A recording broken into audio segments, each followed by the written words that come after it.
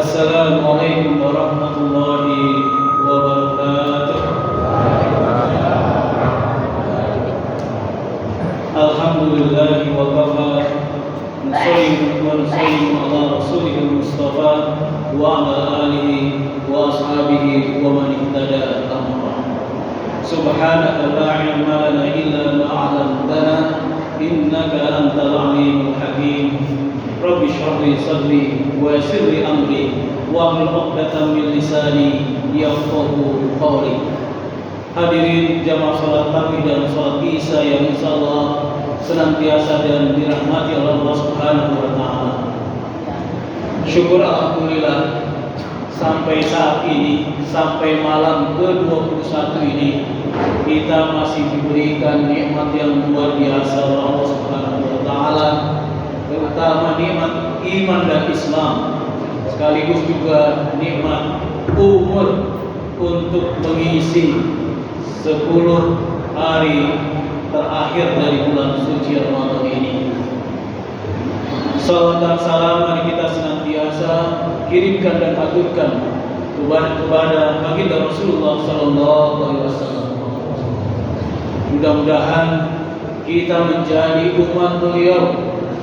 Selain kita akan mendapatkan syafaat beliau di hari akhirat kelak, juga mudah-mudahan kita ini menjadi umat beliau yang senantiasa mengikuti sunnah-sunnahnya, dan terlebih khusus mengikuti sunnah-sunnah beliau di malam 10 terakhir dari bulan suci Ramadan ini.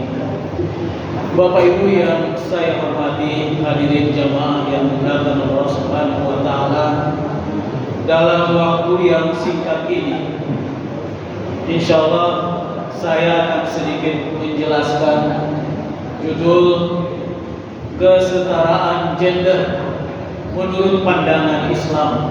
Mudah-mudahan bisa ditangkap poinnya Bapak Ibu sekalian. Ini tema yang barangkali sebagian sudah sangat familiar, sudah sangat mengenal apa itu kesetaraan gender. Tapi barangkali ada juga yang masih makhluk apa ini kesetaraan gender ini, yang harus dijelaskan dalam tema atau malam, salah satu malam dari bulan suci Ramadan ini. Bapak Ibu yang saya hormati, memang pemikiran terkait dengan kesetaraan gender ini, atau definisinya dulu adalah kondisi, situasi di mana perempuan dan laki-laki itu memiliki hak dan kewajiban yang sama dengan kaum laki-laki. Ini gerakan ini awalnya di barat Bapak Ibu sekalian, abad ke-18 sampai sekarang, gerakan untuk menyuarakan bahwa hak dan kewajiban antara laki-laki dan perempuan itu sama. Ini kenapa demikian? Karena di barat waktu itu posisi perempuan ini tidak mendapatkan posisi yang mulia, tidak mendapatkan hak yang seperti hak yang dimiliki oleh kaum laki-laki pada saat itu. Sehingga gerakan di Eropa, gerakan di barat ini mulai muncul pada abad 18, abad 19, abad 20 sampai 21 ini. Tetapi apakah Islam tidak pernah membicarakan bahwa kedudukan hak perempuan itu begitu tinggi? Apakah Islam tidak juga berbicara kesetaraan gender?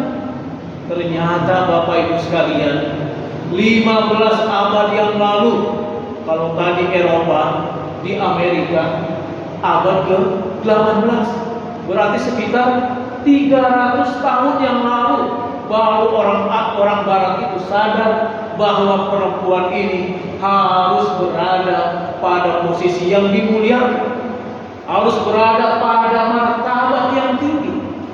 Tapi Islam 15 abad yang lalu atau 1500 tahun yang lalu sudah memuliakan yang namanya perempuan ini. Dulu sebelum Islam datang, Bapak Ibu sekalian, bahwa perempuan atau wanita ini dianggap setengah iblis, setengahnya manusia, setengahnya iblis. Dan kaum perempuan setengahnya manusia dan setengahnya adalah dewa. Ini perbandingan yang jauh sekali perbedaannya antara kedudukan wanita atau perempuan dan laki-laki. Kemudian datang Islam. Bagaimana kedudukan perempuan atau wanita dan laki-laki? Kedudukannya sama di depan Allah Subhanahu wa taala sebagai hamba Allah Subhanahu wa taala. Sebagai khalifah di muka bumi ini. Khalifah itu tidak hanya diperuntukkan untuk laki-laki, tetapi juga diperuntukkan atau dimaksudkan untuk perempuan. Ketika datang Islam, di dalam Al-Quran juga dikatakan, "Man 'amila shalihan min dzakarin aw unsa wa huwa mu'min." Barang siapa atau siapa saja, ya, orang yang berbuat saleh, amal saleh, min dzakarin aw unsa, laki-laki atau perempuan, wa huwa mu'min, dan dia beriman kepada Allah Subhanahu wa taala, falanuhiyannahu hayatan thayyibah. Dua-duanya sama, laki-laki, perempuan akan diberikan kehidupan yang baik menurut Allah Subhanahu wa taala tanpa ada perbedaan, ya. Wa lanadziyannahum ajrahum bi ahsani ma kanu ya'malun, dan akan diberikan imbalan pahala yang sama dengan laki-laki dan pahalanya lebih baik dari apa yang diperbuat oleh kaum laki-laki dan perempuan. Kemudian di dalam ayat yang lain, surah Al-Hujurat ayat 13, bahwa yang membedakan antara laki-laki dan perempuan hanya takwanya. Tidak ada perbedaan antara laki-laki dan perempuan. Yang membedakan di hadapan Allah Subhanahu wa taala adalah ketakwaan. Terutama juga sekarang kita di bulan suci Ramadan. Man shama Ramadhana imanan wa ihtisaban ghufira lahu ma taqaddama min dhanbi. Siapa saja orang yang berpuasa dengan penuh keimanan dan berharap pahala dari Allah Subhanahu wa taala, niscaya dia atau Allah akan mengampuni dosa besar. Man shama ini adalah terdiri dari laki-laki dan perempuan. Panggilan Allah untuk mengerjakan puasa, ya ayyuhallazina amanu, hai orang-orang yang beriman. Yang beriman ini juga adalah laki-laki dan perempuan. Yang kedua, bagaimana Islam memandang kaum perempuan ini? Dulu, sebelum Islam datang, perempuan atau wanita itu tidak memiliki hak untuk mendapatkan warisan. Tidak ada warisan. Yang punya atau yang berhak mendapatkan harta waris adalah kaum laki-laki. Tetapi ketika Islam datang, kaum perempuan mendapatkan hak warisnya, ya. Walaupun ketika posisi seorang anak, ya, anak perempuan itu kemudian orang tua atau bapaknya meninggal, memang posisinya walidzakari mislu hadzil unsayain, bahwa hak dari waris laki-laki itu memang 2:1. Ya, laki-laki mendapatkan 2. Ini posisinya Bapak Ibu kalau seorang anak. Tapi perempuan ini mendapatkan haknya adalah 1 bagian. Kalau kita bandingkan dengan sebelum Islam, tidak sama sekali mendapatkan hak waris. Kemudian kalau ditanya Bapak Ibu, ini khususnya ibu-ibu nih, kalau saya tanya, kalau laki-laki diberikan 2, perempuan diberikan 1, kira-kira adil atau tidak? Setara atau tidak? Pasti kalau sekilas sepertinya tidak adil, ya. Kalau sekilas, sepintas, tapi sebetulnya sangat adil. Kenapa demikian? Laki-laki itu memiliki tanggung jawab 4. 1, menafkahi ibunya. Dua, menafkahi istrinya ke samping. Kalau ke atas, lapis ke atas itu ibunya. Tanggung jawab laki-laki. Ke samping itu istrinya dan saudara perempuannya. Dan ke bawah adalah anak perempuannya, khususnya anak perempuannya. Jadi lapis ke atas, ke samping, ke bawah, ini menjadi tanggungan laki-laki atau kewajiban laki-laki. Perempuan tidak pada posisi wajib ini, wajib itu, dan lain sebagainya. Atau kalau kita hitung saja Bapak Ibu. Laki-laki misalnya orang tuanya mendapatkan, mewariskan, meninggalkan uang atau harta senilai 60 juta. Berarti perempuan bagiannya 20 juta. Laki-laki bagiannya karena 2, maka bagiannya adalah 40 juta. Memang sampai tahap ini laki-laki kelihatannya banyak. Tapi coba bayangkan, laki-laki itu harus membayar mahar, ditambah lagi uang panainya berapa?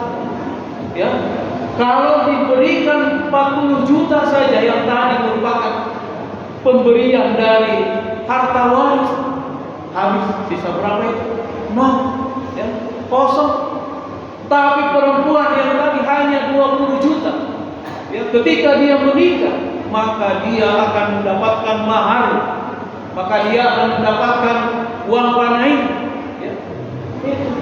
Bayangkan ini perempuan sekilas memang tadi mendapatkan satu, tetapi pada kesempatan lain atau pada hak yang lain sebenarnya Islam sangat menempatkan perempuan ini pada posisi yang luar biasa.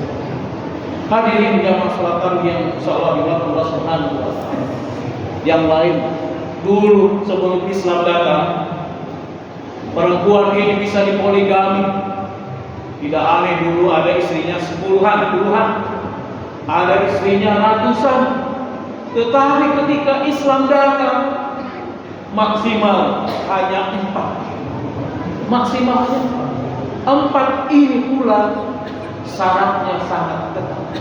Jika kalian takut tidak berbuat adil, maka cukup 1. Ya, maksimal 4. Dan kalau itu dan syaratnya cukup ketat sekali untuk bisa 2, bisa 3, dan sampai maksimal bisa 4. Jadi Bapak Ibu sekalian, sebenarnya ketika berbicara kesetaraan gender, kita tidak perlu melihat konsep-konsep baru.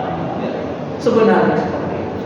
Konsep di dalam Islam sudah sangat detail, sudah sangat jelas, sudah sangat mendukung atau sangat sangat berpihak pada yang namanya perempuan itu. Kemudian mungkin yang terakhir, ya, ini masih banyak bagaimana Islam ini sangat memberikan hak dan kewajiban kepada perempuan ini yang luar biasa dibanding konsep-konsep yang lain. Ada yang terakhir sebagai penutup yang ingin saya sampaikan adalah khususnya ibu. Hiya al-madrasatul ula. Bahwa perempuan itu atau seorang ibu adalah merupakan sekolah yang pertama bagi anak-anak kita. Jadi kalau kita berbicara masalah pendidikan Bapak Ibu sekalian, sebenarnya yang paling berhak untuk mendapatkan pendidikan yang luar biasa, pendidikan yang baik adalah perempuan, adalah ibu-ibu. Kenapa? Karena seorang ibu itu akan mendidik, akan menjadi guru bagi anaknya, akan menjadi dosen bagi anaknya, sehingga pendidikan kepada seorang wanita atau perempuan ini bukanlah hal yang kecil, tetapi harus mendapatkan perhatian yang luar biasa.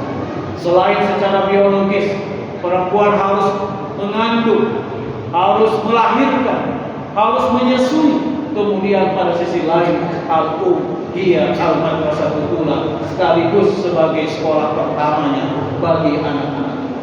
Tetapi tentunya bagi kaum laki-laki, selain memberikan, kaum bapak-bapak ini, selain memberikan nafkahnya bagi anak dan istrinya. Sekarang itu Bapak Ibu sekalian, terjemahan Al-Quran Ar-Rijalu Qawwamuna 'ala Nisa ini, kalau dulu terjemahannya adalah laki-laki itu adalah pemimpin bagi kaum perempuan. Sekarang kalau kita baca terjemahan yang baru ini, bahwa laki-laki adalah pelindung bagi kaum perempuan. Nah, ini juga barangkali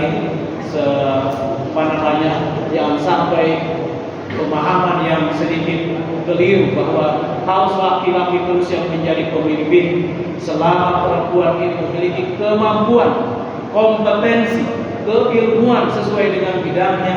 Saya kira tidak ada masalah untuk menempatkan perempuan pada posisi yang barangkali